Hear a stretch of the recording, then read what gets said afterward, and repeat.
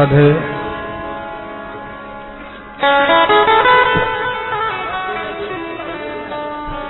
जय श्री कृष्ण।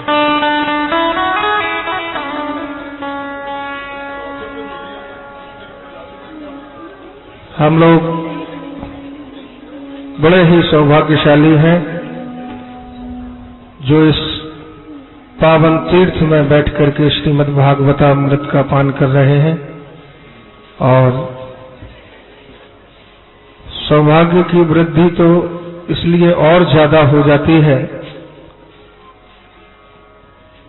कि हम लोगों को सुखदेव के रूप में डॉक्टर श्याम सुंदर जी महाराज मिले हैं। और उससे भी बड़ा सौभाग्य ये है कि डॉक्टर साहब तो कृपा कर ही रहे हैं, उनके साथ पूजनीय उनके पिताजी और माताजी भी इस कथा में सम्मिलित हुए हैं। इसलिए सौभाग्य की अभिवृद्धि ही हो रही है। आप लोगों से एक मैं निवेदन करना चाहूंगा कि कथा के बीच में पहले तो यहाँ इस सत्संग मंडल में हम लोगों को मोबाइल लेकर के बिल्कुल नहीं आना चाहिए। और यदि जो महानुभाव लाए हैं तो वो अपना अपना मोबाइल ऑफ कर दें, क्योंकि बीच में जब भी आपकी कोई घंटी आती है, हो सकता है आपके लिए महत्वपूर्ण हो, लेकिन जितने भी श्रोता हैं उनको बड़ी परेशानी होती है और श्री शास्त्री जी का ध्यान भंग भी होता है। इसलिए आपसे निवेदन है कि अपने अपने मोबाइल ऑफ करके ही यहाँ पर आया करें। और बहुत अच्छा ये रहेगा कि सत्संग में मोबाइल लाया ही न जाए। हमारे यजमान विद्वानों का पूजन कर रहे हैं, उसके बाद हम लोग बड़े प्रेम से आरती करेंगे भागवत भगवान की। और साथ में हमारे जितने भी संगीत के कलाकार हैं, आपने उनको भी सुना होगा, सब गंधर्व की भांति अपने अपने कार्यों में लगे हुए हैं और आप लोग भजनों का आनंद ले रहे हैं। आए बड़े प्रेम से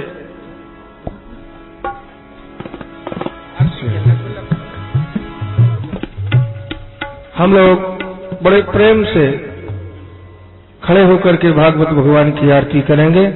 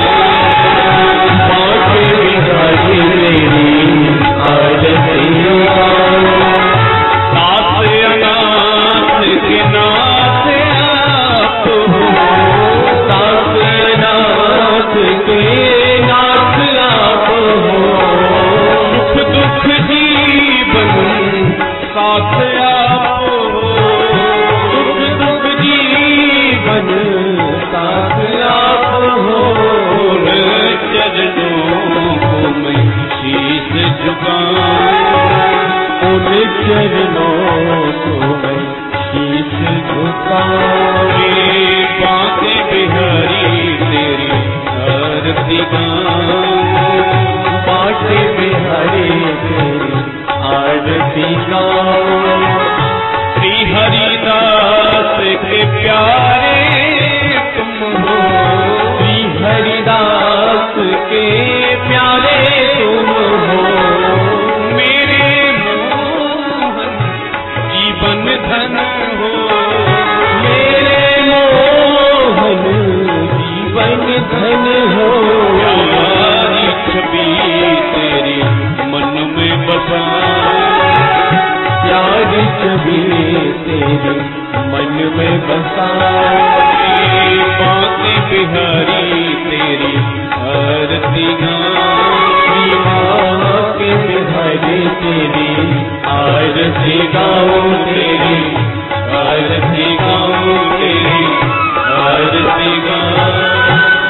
हरि ओम माधव शांतिरंतरिक्षगो शांति प्रथमे शांतिरापः शांतिरौषधयः शांति वनस्पतयः शांतिर्विश्वे देवाः शांतिर्ब्रह्म शांतिः सर्वतो शांतिः शांतिरेव शांतिः सामा शांतिरेधि। आरार्तिक्यं समर्पयामि श्री पुराण पुरुषोत्तमाय नमः। जलेन शीतलीकरणं मंत्रपुष्पाञ्जलिं। हरिः ओम। जलेन नमयजन्त देवास्तानि धर्माणि प्रथमान्यासन्न ते हनाकं महिमानः सचन्त यत्र पूर्वे साध्याः सन्ति देवाः। ओम एकदन्ताय विद्महे वक्रतुण्डाय धीमहि तन्नो दन्ति प्रचोदयात्। ओम नारायणाय विद्महे वासुदेवाय धीमहि तन्नो विष्णु प्रचोदयात्। ओम महालक्ष्मी च विद्महे विष्णुपत्न्यै च धीमहि तन्नो लक्ष्मी प्रचोदयात्। सेवन्ति कामकुलचम्पकपालयाते पुण्डारजातकरकेरशालपुष्पै वीराप्रवालतुलसीदलमञ्जरीभिः त्वां पूजयामि जगदीश्वर मे प्रसीद। नानासुगन्धपुष्पाणि यागारोद्भवानि च पुष्पाञ्जलिर्मयादत्तौ गृहाण परमेश्वर। मन्त्रपुष्पाञ्जलिं समर्पयामि श्री प्राण पुरुषोत्तमाय नमः। बोलेवाल कृष्ण भगवान की जय। श्रीमद्भागवत महापुराण की जय। वेदव्यास भगवान की जय। श्री सुखदेव जी महाराज की जय। गंगा मैया की जय। जय जय श्री राम।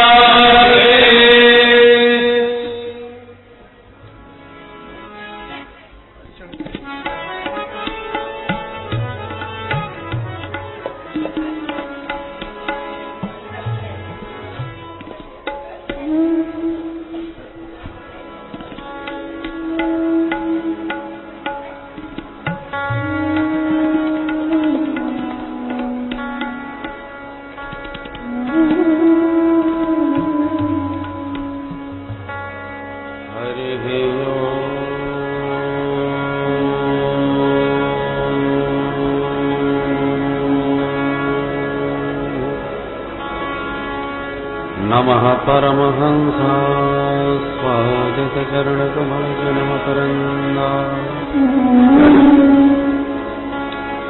भक्तजनमानसनिवासाय श्रीरामचन्द्राय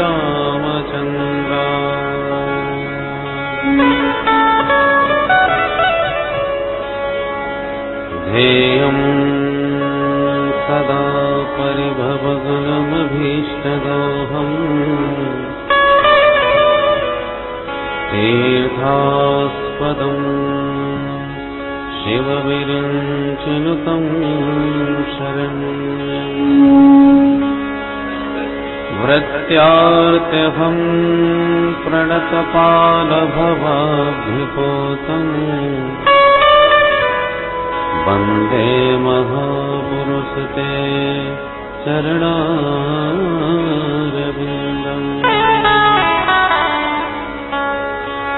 वंशी विभूषितकरान्नवनीलदाभात्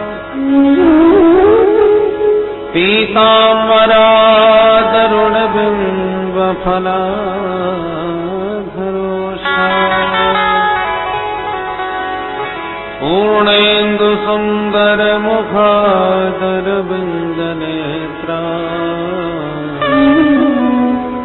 कृष्णात् परं किमपि तत्त्वमहं न जाने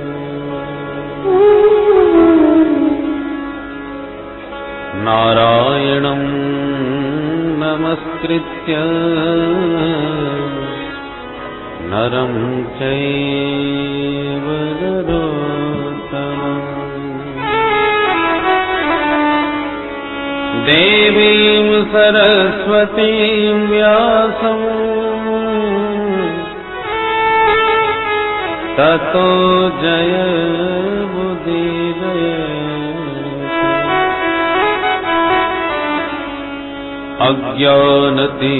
अज्ञानतिमिरान्धस्य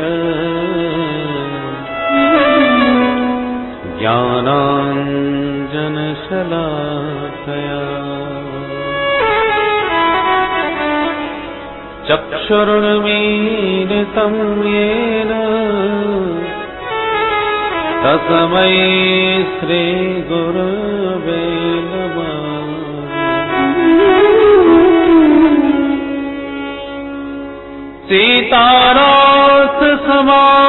सीताराससमारम्भाम्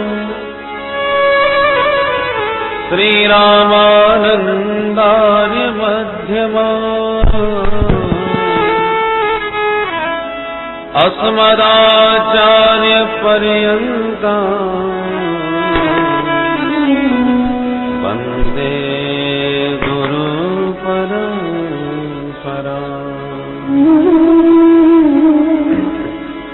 जय जय श्रीराधारमण जय जय नवल किशोर जय गोपीचित्तचोर प्रभु जय जय माखन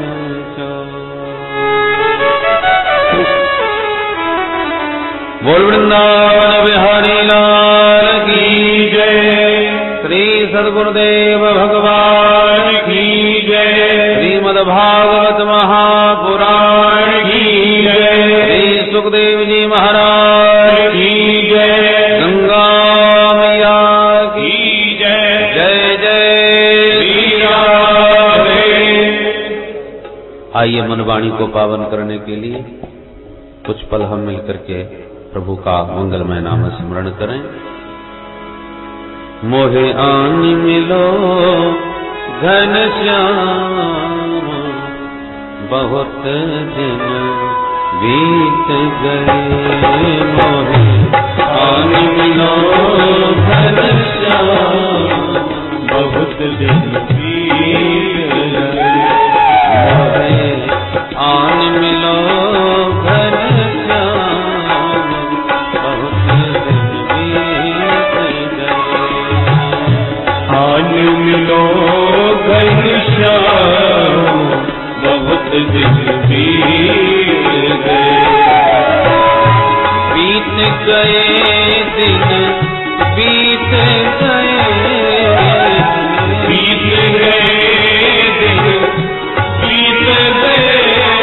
प्रभु बीत गए दिन बीत गए।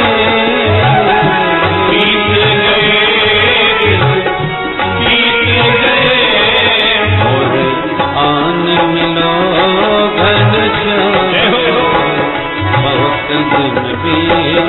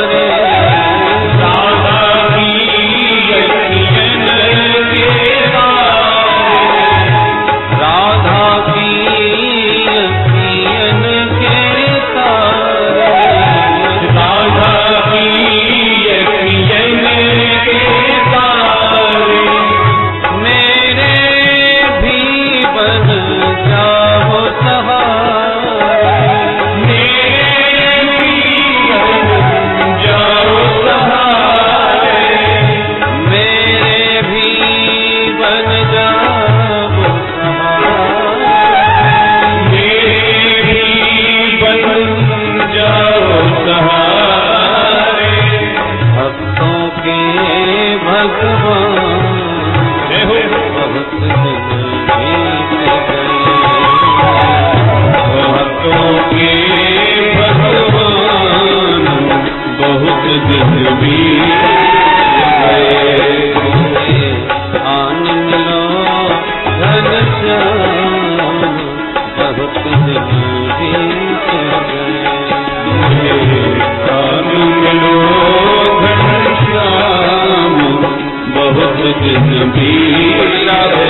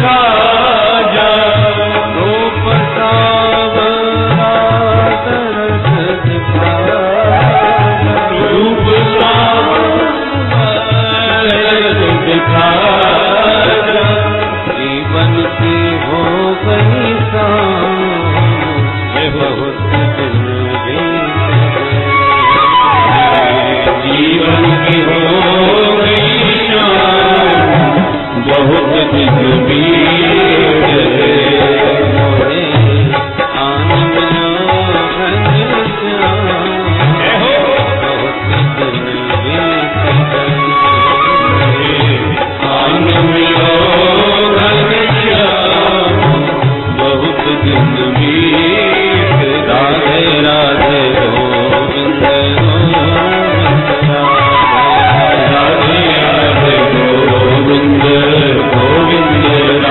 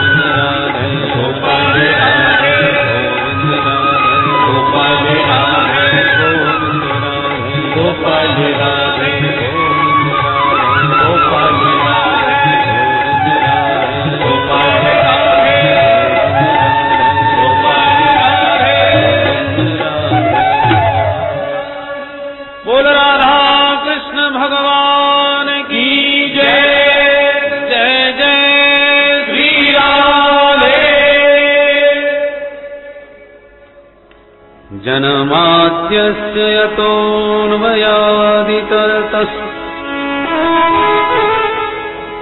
चार्थे स्वभिज्ञस्वराट् तेने ब्रह्महृदाय आदिकवये मुह्यन्ति यत् सूरयः तेजो वारिमृदां यथा विनिमयो यत्र त्रिसर्गो मृषा धाम्ना स्वेन सदा निरस्तकुहकम् सत्यं परं धीमहि। परम मंगलमय भगवत स्वरूप श्रीमद् भागवत महापुराण का प्रथम स्कंद प्रथम श्लोक मंगलाचरण में श्री वेदव्यास जी महाराज ने ब्रह्म सूत्र से भागवत का शुभारंभ किया। ब्रह्म सूत्र का पहला सूत्र अथातो ब्रह्म जिज्ञासा और दूसरा सूत्र है जन्माद्यस्य यतः। तो इस वैदिक ब्रह्म सूत्र से भागवत का शुभारंभ करके व्यास जी बताना चाहते हैं कि हम श्रीमद् भागवत में जो भी कुछ वर्णन करने जा रहे हैं वो सब वैदिक सूत्रों की ही व्याख्या है। ये वेद सम्मत ग्रंथ है, इसलिए वेदों के सूत्र से ही इसका शुभारंभ किया। मंगलाचरण बड़ा ही दिव्य है। विद्वानों ने इसके 108 अर्थ कर दिए, क्योंकि इस मंगलाचरण में किसी देवता का नाम नहीं है कि हम राम जी को या श्याम जी को या शिव जी को या देवी मैया को किसको प्रणाम कर रहे हैं, किसका ध्यान कर रहे हैं। बोले सत्यम परम धीमहि, हम तो परम सत्य का ध्यान कर रहे हैं। पर वो भाई परम सत्य है कौन?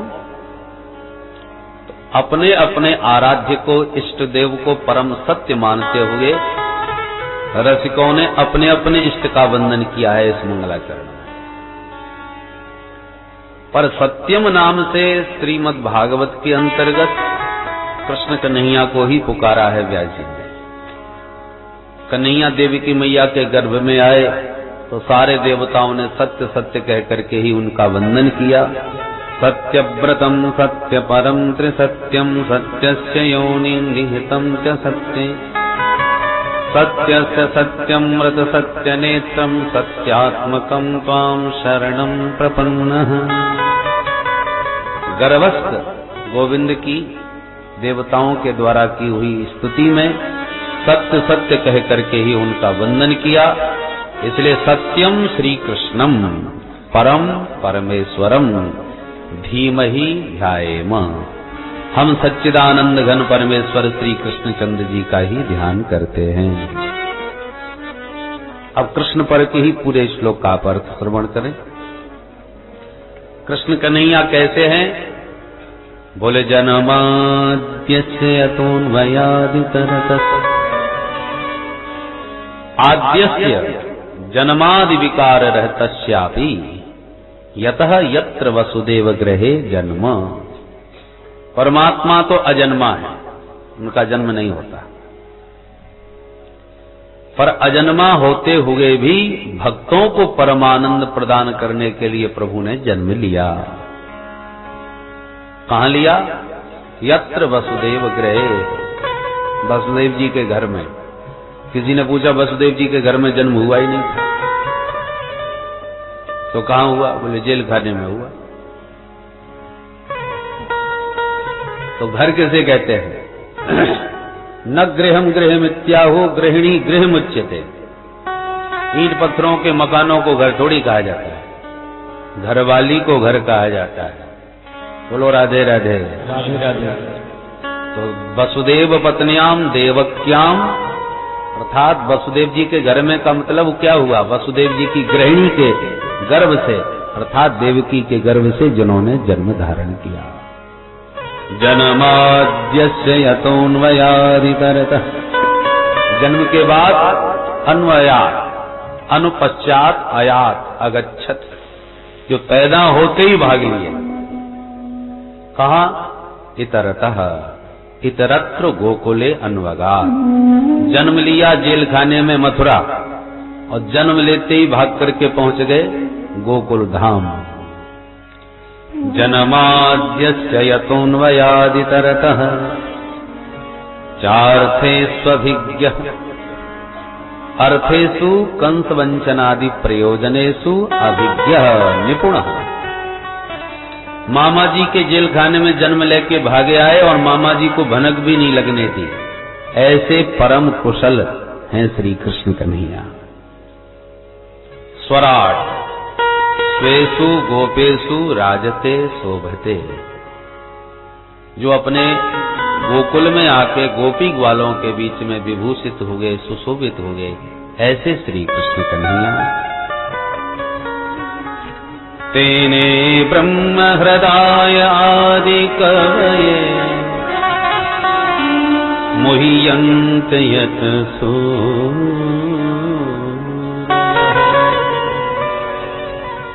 आदि कवये ब्रह्मणे ब्रह्मांडं विस्मापयतुम वत्स वत्स पालादि रूपम तेने विस्तारितवान।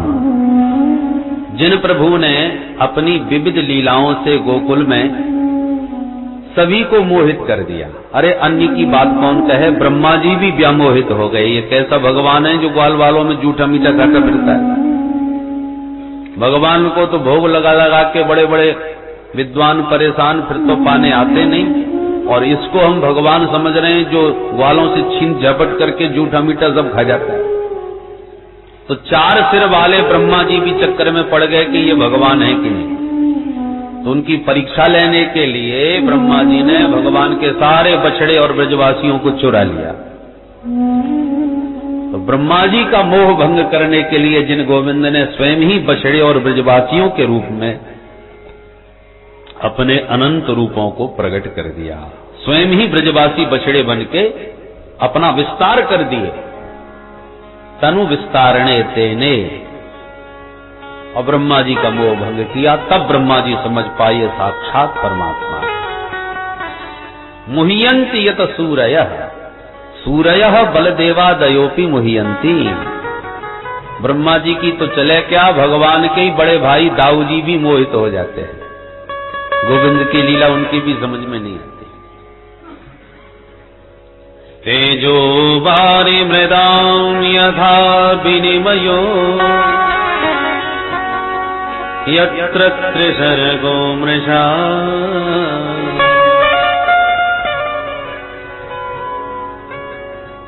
जिन गोविंद ने अपनी सुमधुर बंसी बजाकर त्रैलोक्य को व्यामोहित किया, और तो और सारी जड़ प्रकृति भी जिनके बंसी के स्वर से प्रभावित हो गई। अर्थात कन्हैया की जब बंसी बजती है तो गिरिराज गोवर्धन नाथ के जितने भी बड़े बड़े विशाल पाषाण खंड हैं वो पत्थर द्रवीभूत हो जाते हैं। कन्हैया की बंसी के स्वर को सुनकर के पिघल जाते हैं। जबकि द्रवीभूत होना जल का धर्म है और कठोर होना पत्थर का स्वभाव। और कन्हैया की बंसी से कल कल कल्लोल करती हुई कमनीय कालिंदी का कलरव तो कुंठित हो जाता है। यमुना की निर्मल जलधारा स्तब्ध हो जाती है, रुक जाती है, अवरुद्ध हो जाती है, और गोवर्धन के शिलाखंड द्रवीभूत हो जाते हैं। पाषाणाद्रेह द्रवत्वम यमुनायाः काठिन्यत्वम। जल का धर्म पाषाण में, पाषाण का धर्म जल में। तेजो वारी मृदाम यथा विनिमय, यत्र त्रिसर्गो मृषा। त्रिसर्गः, गोविंद के 3 धाम, वृंदावन, मथुरा और द्वारिका। और तीनों धामों में जो भी परिकर है प्रभु का, वृंदावन में श्रीदामा मधुमंगल, मथुरा में उद्धव अक्रूर आदि, और द्वारका में रुक्मिणी सत्यभामादिक, तीनों धामों का जो परिकर है अमृषा सत्य, वो सब सच्चिदानंद भगवान का नित्य परिकर है, शाश्वत परिकर है। जैसे रास मंडली आपने वृंदावन से बुलवाई, तो रास बिहारी सरकार अकेले थोड़ी रास लीला करने आएंगे, 10-25 लोग आते हैं, उसमें मालिक एक ही होते हैं। अब मालिक ने जिसको जो चाहा सो बना दिया, तू जसोदा मैया बन जा, तू महाराज कंस बन जा। अब है एक ही परिवार के, एक ही मंडली के सदस्य, पर कोई दुश्मन, कोई बेटा, कोई पत्नी, मालिक ने जिसको जो बनाना चाह मंच पर बना के भेज दिया। वैसा ही सब अब नए प्रारंभ होने लगा, कोई मित्र बन गया, कोई शत्रु बन गया, कोई पुत्र बन गया। पर्दा गिरा तो सब एक ही परिवार के, पर्दा उठा तो मित्र शत्रु आदि। ऐसे ही ठाकुर जी जब धराधाम पर आते हैं लीला करने के लिए, तो सारा संसार उनका रंगमंच है। ठाकुर जी अपने परिकर को लेके आते हैं अपने धाम से, और संसार में लीला रचा करके भक्तों का मन मोह करके, फिर लीला सम्मरण करके पर्दा गिरा और सब अपने अपने धाम में फिर पहुंच गए। बोलो राधे राधे। पर ठाकुर जी लीला करने में इतने निपुण हैं कि अच्छे अच्छे देखने वाले भी चक्कर में पड़ जाते हैं। सच्चिदानंद घन परमात्मा जो शाश्वत अखंड आनंद में रहने वाले हैं, जब राम जी बन के लीला करने आए तो जानकी जी के विरह में रोते भी लगते नजर आते हैं। भोले बाबा को तो हंसी आने लगी राम जी का रुदन देखकर। देखो कैसे स्तरण्यों की भांति पत्नी के विरह में रो रहे हैं। हे खग मृग हे मधुकर श्रेणी, जानवरों से पता पूछ रहे हैं, इतने उन्मत्त हो गए विरह में। जय हो सच्चिदानंद प्रभु। यों कह करके भोले बाबा ने प्रणाम किया। पास में खड़ी थी सती जी, उनका माथा घूम गया। वो बेचारे रोते फिर रहे हैं, और ये मेरे भोले बाबा उन्हें सच्चिदानंद कह के प्रणाम कर रहे। ना सत है, ना चित है, ना आनंद है, तो काहे के सच्चिदानंद। शंका करी, भोले बाबा मुस्कुरा पड़े। देवी जी लीला कर रहे हैं, ये तो सब कुछ जानते हैं, सर्वज्ञ हैं, सर्वशक्तिमान हैं, इन्हीं के तो गीत गाता रहता हूं मैं राम कथा के माध्यम से। पर सती जी मानने को तैयार नहीं। इतना गजब का भगवान अभिनय कर रहे हैं, रोने बिलखने का, कि उन्हें विश्वास ही नहीं होता कि ये नाटक कर रहे हैं। पिक्चर में किसी अभिनेता को किसान का अभिनय करते, खेत में हल चलाते कोई देख ले, और कोई कहे वास्तव में ये तो अरबपति आदमी है, इसके फलाने इतने बंगले, तो पागल हो गया, हल चलाता है। अरे ये तो पिक्चर का खेल है, उसको अभिनय ऐसा मिला है इसलिए कर रहा है, तो ये तो अरबपति आदमी है। और देखने वाला विश्वास नहीं करेगा, ये हल चलाने वाला अरबपति होगा, मैं तो मान ही नहीं सकता। यही हालत हो गई। राम जी का रुदन सुन करके भोले बाबा तो उनके वास्तविक रूप से परिचित हैं, तो हंस रहे हैं। और सती जी कह रही ये काहे के सच्चिदानंद, मैं नहीं मानती। बहुत समझाया भोले बाबा ने, सती जी को विश्वास ही ना हुआ। परमात्मा सर्वज्ञ होते हैं, उन्हें सब कुछ ज्ञान होता है, इन्हें तो यही ज्ञान नहीं है कि हमारी पत्नी कहाँ है, कौन ले गया। वृक्षों से पता पूछ रहे हैं। परमात्मा सर्वशक्तिमान होते हैं, उनकी शक्ति को कोई हाथ लगा सकता है। ये सर्वशक्तिमान परमात्मा होते तो किसकी हिम्मत थी जो इनकी पत्नी को ले जाता है। भोले बाबा ने कहा, अच्छा जो तुम्हारे मन अस संदेह तो के निजाय परीक्षा ले हो। तुम्हें यदि इतना ही अविश्वास हो रहा है तो जाके तुम स्वयं ही परीक्षा ले। हाँ परीक्षा लूंगी तब मानूंगी। सती जी को लगा कि क्या परीक्षा ली जाए। उनको लगा कि ये अपनी पत्नी के लिए रोते फिर रहे हैं, जानकी जी के लिए। सती जी स्वयं ही सीता जी का रूप बना करके रास्ते में खड़ी हो गई। और जो राम जी हे खग मृग कह करके पुकार रहे थे जानकी जी को, सबसे पूछते फिर रहे थे, और जैसे ही सीता जी के वेश में सती जी को प्रभु ने देखा तो रोते रोते 1 मिनट में मुस्कुराने लगे। माता जी प्रणाम, कहो अकेली कैसे घूम रही हो, भोले बाबा को कहां छोड़ आई? अब तो सती जी का बुरा हाल हो गया। हे भगवान, ये तो सचमुच सब जानते हैं, मैं तो सचमुच इन्हें बेरही समझ गई। अब बेचारी घबराई, दौड़ करके बाबा के पास लौट के आई, प्रणाम किया। भोले बाबा ने कहा हो गई परीक्षा? सती जी ने कहा मैं क्या परीक्षा लेती महाराज, मैं तो आपकी तरह बस प्रणाम करके लौटे आई। भोले बाबा ने कहा जब हम इतना कह रहे थे तब तो प्रणाम किया नहीं, अब इनको क्या हो गया? जो दिव्य दृष्टि से भोले बाबा ने ध्यान लगा के देखा, सब पता चल गया कि ये सीता जी का वेश बना के गई थी, तो मेरी माँ जानकी का स्वरूप धारण किया है, इसलिए अब इस देह से सती से कभी भेंट नहीं होगी। हमेशा के लिए सती जी को त्याग दिया। परिणाम स्वरूप सती जी को शरीर त्याग करके पार्वती रूप में प्रकट होना पड़ा, तब भोले बाबा की भामिनी बनी। कहने का तात्पर्य है कि परमात्मा लीला करने के लिए आते हैं धराधाम पर और इतना जीवंत अभिनय करते हैं कि देखने वालों को विश्वास ही नहीं हो सकता कि ये सर्वशक्तिमान परमात्मा है, जिसका नाम सुमिरन करने से संसार के सारे भव बंधन खुल जाते हैं। वह परमात्मा स्वयं ही उखल में बंधा खड़ा रो रहा है, मैया मोकू खोल दे, मैया मोकू मुक्त कर दे। और दुनिया को मुक्ति देने वाला स्वयं मुक्ति के लिए मांग रहा है, मैया से प्रार्थना कर रहा है। कौन विश्वास कर लेगा ये वही परमात्मा है? इसलिए बड़े बड़े मुह्यंति यत सूरयः, भगवान की लीला इतनी विचित्र होती है कि बड़े बड़े लोग मोहित हो जाते हैं। बताओ, ब्रह्मा जी के 4 सिर चक्कर में पड़ गए, ये कैसा भगवान? तो 4 खोपड़ी वाले चकरा जाते हैं, तो एक खोपड़ी वाले क्या समझ पाएंगे? तो भगवान के इन तीनों धामों में जो भी परिकर है भगवान का, वो नित्य परिकर है, जो प्रभु के परम धाम से साथ ही आता है। मनुष्य शत्रुपा ने तपस्या करके प्रभु को पुत्र के रूप में माना, चाहो तुम ही समान सुत। जबकि प्रकट भय थे सीताराम जी, युगल रूप में भगवान प्रकट भय, और मनु महाराज केवल भगवान को मांग रहे हैं, चाहो तुम ही समान सुत।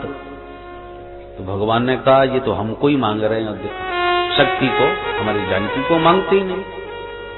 तो भगवान ने अपने मुंह से स्वयं ही कह दिया, बोले हम तो तुम्हारे वचनानुसार तुम्हारे पुत्र बनेंगे, क्योंकि अपने जैसा हम कहां ढूंढते फिरे, आप सरिस कहां खो जाऊं जाएगा, परंतु मैं अकेला नहीं आऊंगा। मैं अकेला आ गया तो मेरे लिए बहू कहां ढूंढोगे? मेरे अनुरूप मेरी शक्ति भी तो होनी चाहिए। इसलिए आदि सृष्टि जहि जग उपजाया, सोई अवतरे मोर यह माया।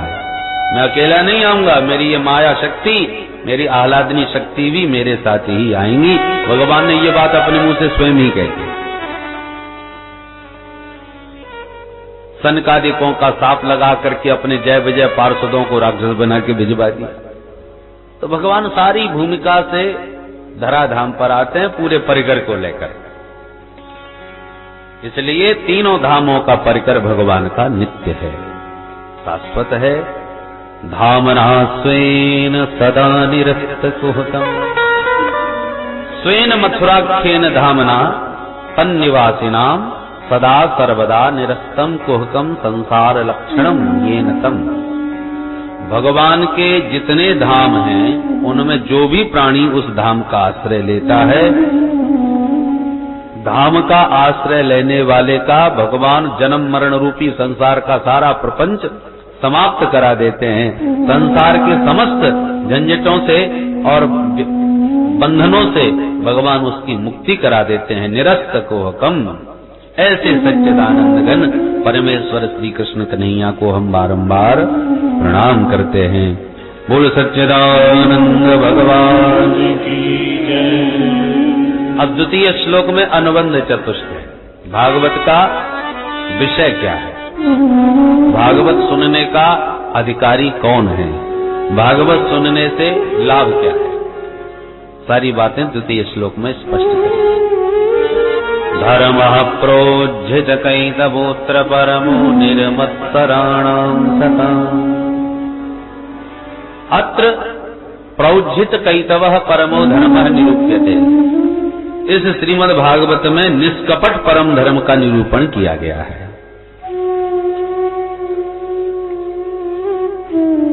संसार में हम आए हैं, काय के लिए आए हैं? बोले उस परम तत्व को जानने के लिए। तो उस परम तत्व को जानने में, जानना हमारा परम धर्म है। पर संसार में आते ही तो तत्व ज्ञान के लिए हम लग नहीं जाते। माता पिता ने जन्म लिया, परिवार के बीच में रहे, तो परम तत्व को जानना तो परम लक्ष्य है, पर संसार के व्यवहार को निभाना भी तो हमारा धर्म है। भाई गाड़ी में दो बैल होते हैं, दोनों ही बढ़िया हो तो गाड़ी दौड़ेगी, एक कमजोर पड़ गया तो गाड़ी ढीली पड़ जाएगी, समस्या आ जाएगी। बैल क्या है? धर्म का स्वरूप। तो दो प्रकार के धर्म, एक धर्म, एक परम धर्म।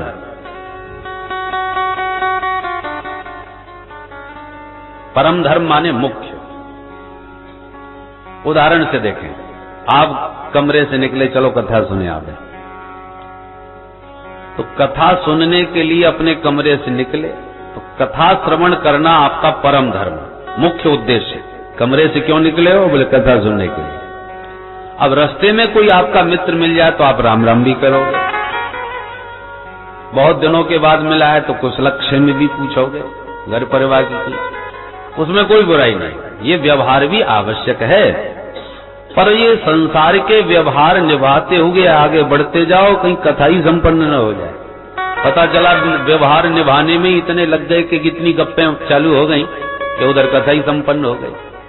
तो आए थे हरिभजन को, होटल लगे के पास, निकले थे किसी काम से और फंस गए कहीं, तो उद्देश्य से आप भ्रष्ट हो गए। उद्देश्य को नहीं भूलना चाहिए। जहां से, घर से जिस काम के लिए निकले हैं, वह काम लक्ष्य बना करके करो। बीच में एक दो काम छोटे मोटे मिले, उनको भी निपटा लो, बुराई नहीं है। और मुख्य उद्देश्य से निकले उसी को भूल जाना, ये बुराई। ऐसे ही संसार में हम जन्मे हैं तो मानव तन मिला है उस परम तत्व को पाने के लिए, ये हमारा मुख्य उद्देश्य है। परंतु उस मुख्य उद्देश्य के साथ साथ जिन माता पिता ने जन्म दिया है उनकी भी सेवा करो, जिससे विवाह किया है उसका भी भरण पोषण करो, जिन पुत्रों को जन्म दिया है उनका भी लालन पालन करो। संसार के इन सारे व्यवहारों को निभाते हुए उस परम लक्ष्य की ओर बढ़ो। पर हम लोग क्या करते हैं? परम लक्ष्य को तो भूल ही गए। सारे जीवन का सार केवल इतना निकाल दिया कि पैदा हो गए, वो बच्चा ने खाना कमाना सीख लिया, बच्चा बच्ची हो गए, अपना खाता कमाता, वो काम खत्म। तो जो मुख्य उद्देश्य है मानव जीवन का, वो तो भूले ही बैठे बिल्कुल। खाना पीना सोने में ही अपना सारा जीवन हमने सनई सनई समाप्त कर दिया। माने धर्म में उलझ गए और परम धर्म को भूल गए। बोलो राधे राधे।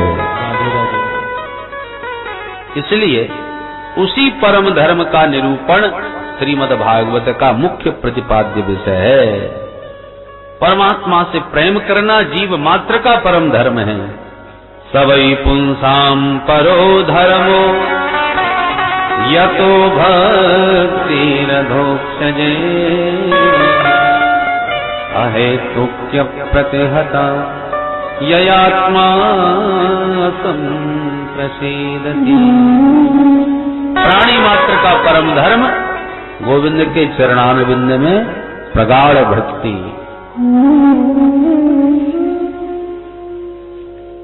और भक्ति भी कैसी हो? अहेतु की।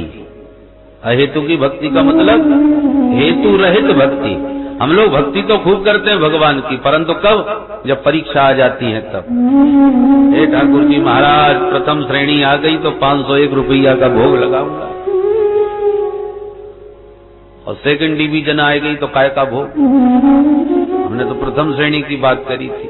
तो ये जो व्यवहार हम भगवान से करते हैं, ये भक्ति तो है, भगवान को मानते तो हैं, परंतु भगवान को इसलिए मानते हैं कि भगवान से हमारा काम बन जाए। काम हमारा भगवान ने किया तो भगवान बहुत अच्छे, नहीं किया तो भगवान से क्या मतलब। तो ये हेतु की भक्ति हुई, जबकि भक्ति अहेतु की होना चाहिए।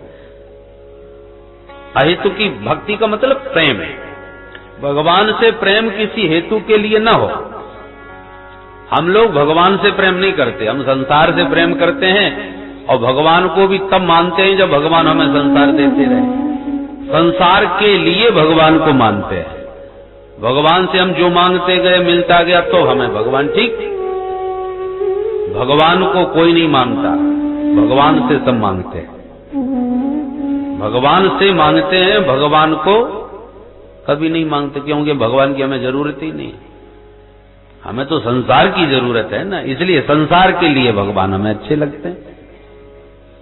और भगवान यह प्यार करते हैं किसी से तो उसका संसार ही छीन लेते हैं कि तू हमसे प्रेम कर, ये संसार तो धोखा देने वाला है, छोड़ इसको।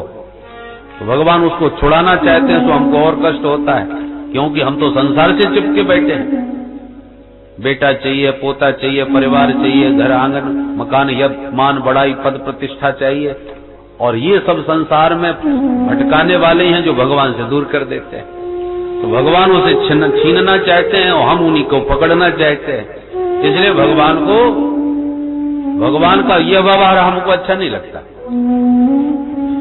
कभी कभी भगवान को खरी खोटी सुना देते हैं, जबकि भगवान तो भलाई कर रहे हैं, पर हमको वो भलाई दिखती कहाँ है। नारद जी ने कहा प्रभु हमें सुंदर बना दो। क्यों? बोले हम भी शादी करेंगे। तो भगवान ने सुंदर की जगह बंदर बना के भेज दी। नारद जी को बड़ा बुरा लगा, देखो जैसे थे वैसे ही अच्छे थे, हमको सुंदर की जगह बंदर बना दिए। इतनी गुस्सा आई, ठाकुर जी को खूब गालियां सुनाई। मेरे को स्त्री के लिए रुलाया, बंदर बना करके भटकाया, शाप देता हूं कि नारी ब्रह में बन बन रोते फिरोगे। मुझे बंदर बनाया है तो बंदर ही तुम्हारे मित्र बन करके तुम्हारे साथी बने।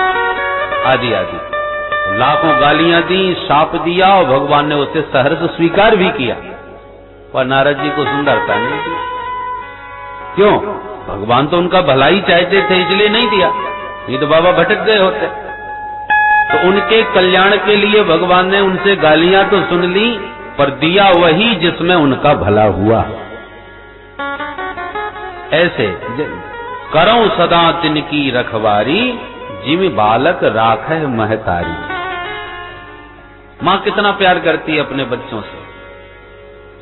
उसके बच्चे में कोई चपत मार दे, चांटा मार दे तो मैया सिंहनी बन जाती है, चाहे जितनी सीधी सच्ची हो। लाल पीली हो जाएगी, बच्चे से हाथ लगा दिया था। और वही बच्चा जब बीमार हो जाए तो मां खुद ही डॉक्टर के पास ले जाती है। डॉक्टर साहब कहते हैं 1 इंजेक्शन लगेगा तो ठीक हो जाएगा। अच्छा तो ठीक है, पकड़ लेते हैं, लगाओ जल्दी से। बच्चा बिलबिला रहा है, चिल्ला रहा है, रो रहा है, भागना है तो छटपटा रहा है, फिर भी मां दबोच के खड़ी है, जल्दी लगाओ। और उस समय मां स्वयं ही इंजेक्शन लगवा रही है। अब बताओ बच्चे को कितना दर्द है, मां भी समझ रही है, पर उस समय उसके दर्द में ही उसका कल्याण है। ये छोटा सा दर्द उसके रोग का निदान है, इसलिए मां न चाहते हुए भी वह पीड़ा उसे देनी पड़ती है।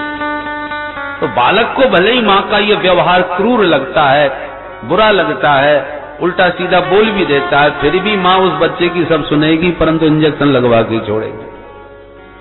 तो जैसे मां का यह व्यवहार बच्चों को अच्छा नहीं लगता, ऐसी भक्तों को भगवान का कभी कभी कोई व्यवहार अच्छा नहीं लगता, पर भगवान वही करते हैं जिसमें भक्तों का हित निहित होता है।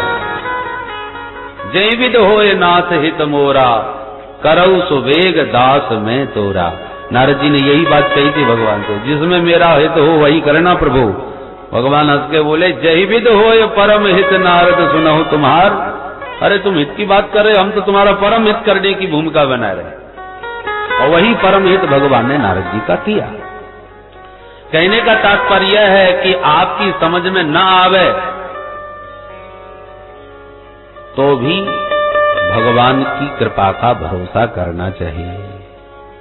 जैसे बालक की समझ में नहीं आता, फिर भी मां तो हित ही करती है। बच्चा ब्लेड मांग रहा है और मां मना नहीं दे रही, बच्चा बीमार है तो उल्टा सीधा खाने को मांग रहा है, मैया नहीं दे रही, तो बच्चे को तो बुरा लगेगा।